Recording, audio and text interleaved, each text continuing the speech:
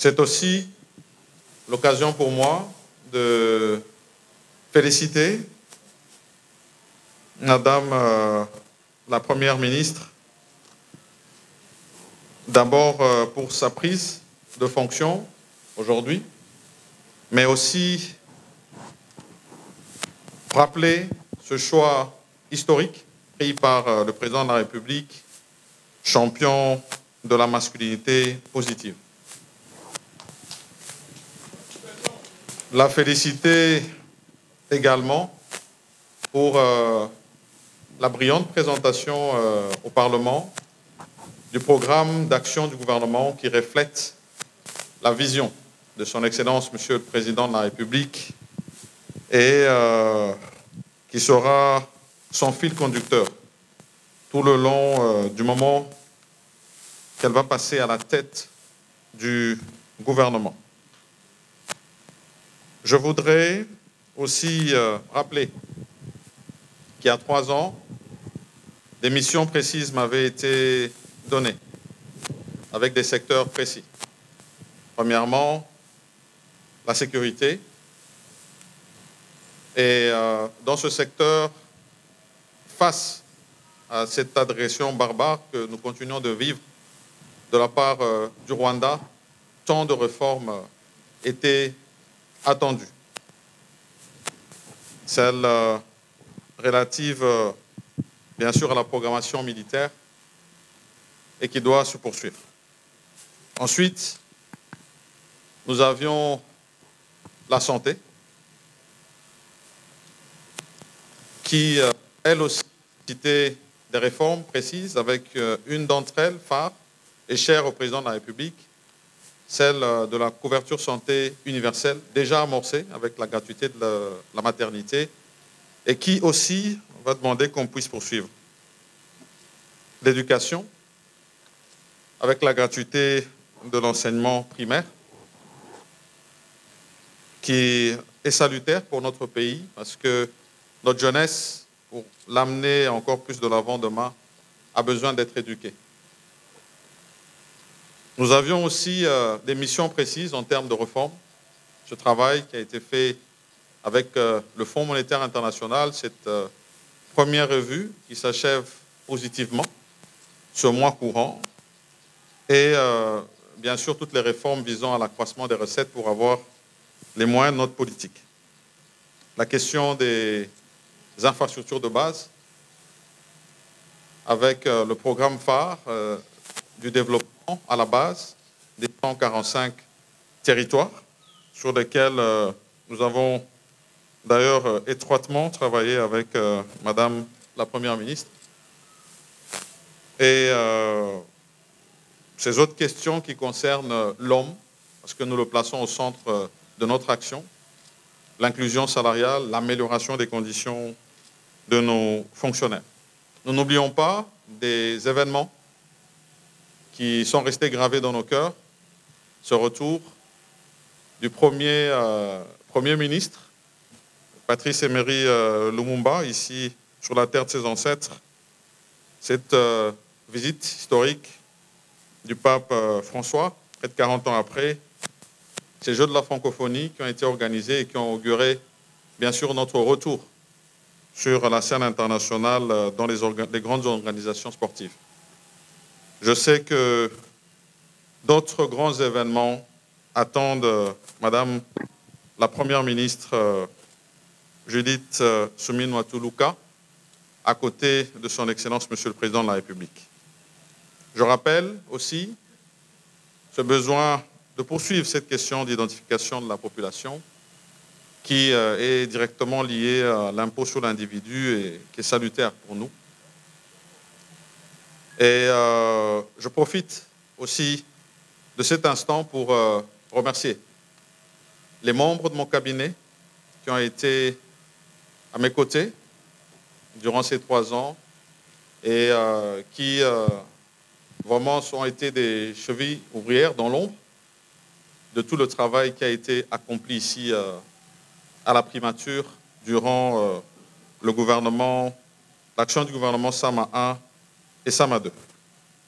Donc il ne me reste plus maintenant qu'à souhaiter plein succès à Madame Judith Suminwa Tuluka, Excellence, Madame la Première ministre. Plein succès et sollicité du très haut qu'il reste et qui vous accompagne tout au long de votre mandat. Monsieur le Premier ministre et honorable sénateur. Merci. Comme vous l'avez dit, ce jour est un jour mémorable et je ne peux qu'à mon tour remercier le Seigneur, le maître des temps et des circonstances, parce que c'est lui qui a voulu que ce soit ainsi et que ce jour arrive aujourd'hui.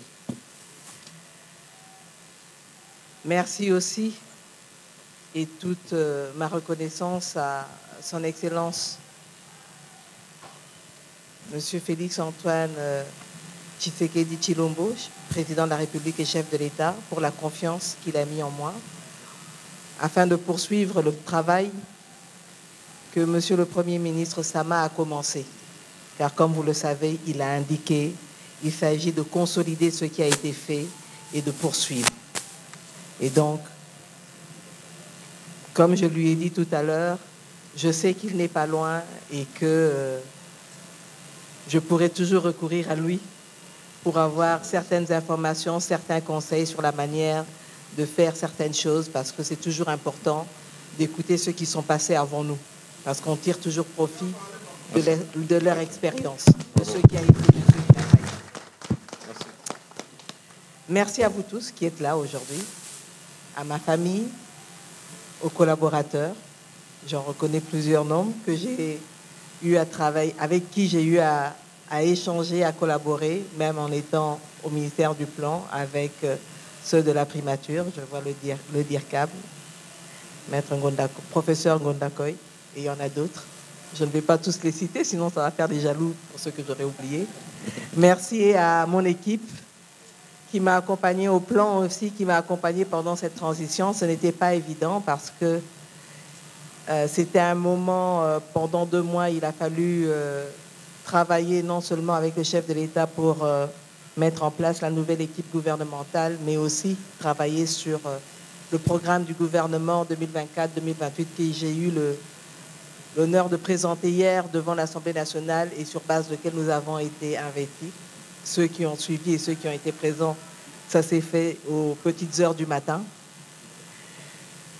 Ce qui est ressorti aussi des échanges avec les députés élus du peuple, c'est les préoccupations qui ressortent justement de la population elle-même, en disant nécessité d'avoir plus d'emplois, particulièrement pour les jeunes, nécessité d'améliorer le pouvoir d'achat avec la stabilité macroéconomique et la stabilité du taux de change. Mais pour avoir tout ça, il est aussi important d'avoir une meilleure sécurité. La question du conflit à l'Est, comme l'a dit le Premier ministre Sama, nous ne pouvons pas accepter et continuer à accepter ce qui se passe à l'Est avec cette agression du Rwanda à travers le M23. Et comme je l'ai dit et réaffirmé, nous prendrons nos responsabilités pour que cette guerre qui dure depuis 30 ans, pour qu'on en finisse. Mais en même temps, les problèmes sécuritaires ne sont pas seulement à l'Est. On l'a souligné.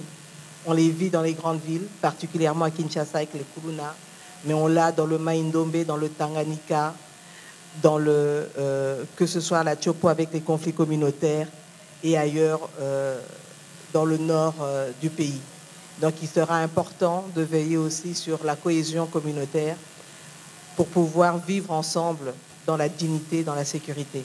Maintenant, nous allons continuer le travail qui a commencé avec la gratuité de l'enseignement, avec la couverture santé universelle et aussi tout ce qui a été fait dans le cadre de la modernisation de la fonction publique, la rationalisation, mais aussi que ce soit au niveau de l'environnement. Comme vous le savez, c'est sous le mandat de son Excellence, Monsieur Samalou Kondé, que la RDC est devenue pays solution et nous devons le prouver à tout le monde. Donc voilà, je vais m'arrêter là. Il y a encore d'autres piliers sur lesquels on va pouvoir travailler, mais je pense que tout a été dit hier. Maintenant, plus qu'une chose reste à faire, c'est de se mettre au travail. Et nous ne devons pas traîner pour ça. Merci beaucoup. Et merci encore à son Excellence Jean-Michel Samalou Condé, honorable sénateur, et je vous souhaite bien de bonnes choses de ce côté-là. Merci.